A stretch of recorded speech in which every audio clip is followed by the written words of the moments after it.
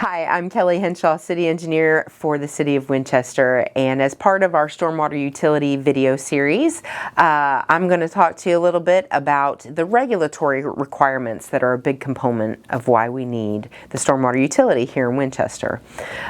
Winchester is considered an MS4 community by the state of Virginia and the EPA.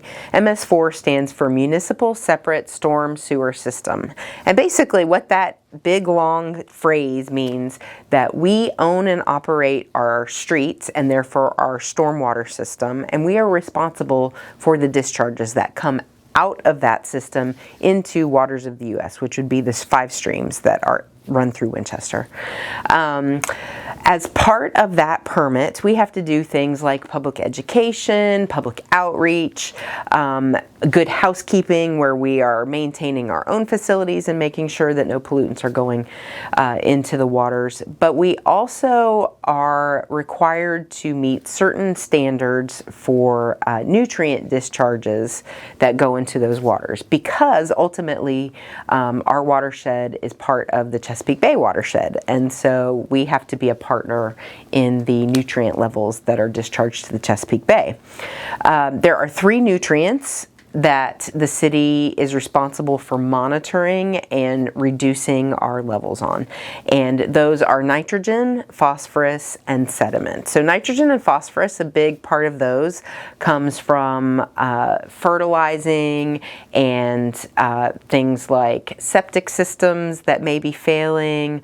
It can come from goose and animal droppings, have a lot of nitrogen in them, and so we have a program plan that allows us to look at those things and try to reduce those.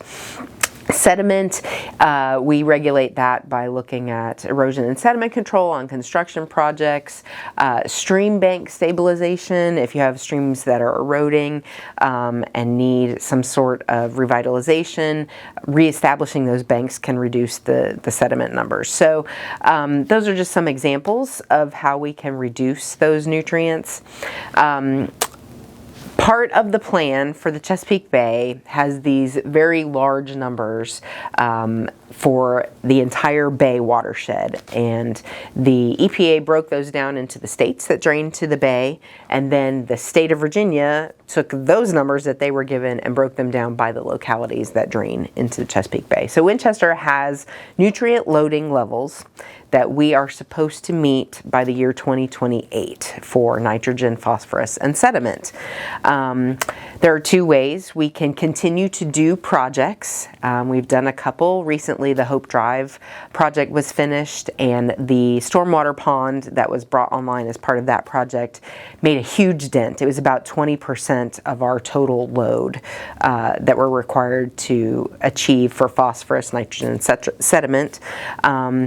But doing projects like that helps reduce those nutrient numbers. So in our capital improvements plan, we have a number of projects, not all of them, but a number of projects that would actually help reduce the nutrient loads.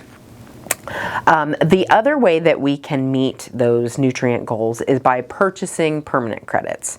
Throughout the state of Virginia, there are nutrient banks that have been established by private developers or private landowners that generate excess credits for whatever development they were doing, or if they're not doing a development, they've actually retrofitted their land to be wetlands or ponding facilities that generate nutrient credits where they're not needed. And so they can sell those credits on the open market, and they are available for anyone to purchase, whether it be a developer or a locality.